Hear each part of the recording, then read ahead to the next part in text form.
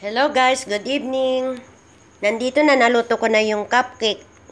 Cheese cupcake. Ayan o, masarap siya guys. Kumain na ako ng isa.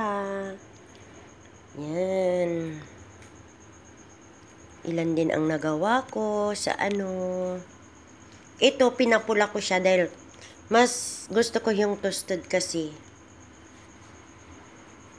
Kaya dalawang klase ang ginawa ko, 'di ba? Pero pares lang ang timpla niya, guys. Ganyan lang. Yan oh. Kasi itong isa, medyo maputla siya. Hindi ko nilutong mabuti yung cheese. Pero ito naluto. Kaya ganyan. At saka mayroon pa akong nilutong isa, guys.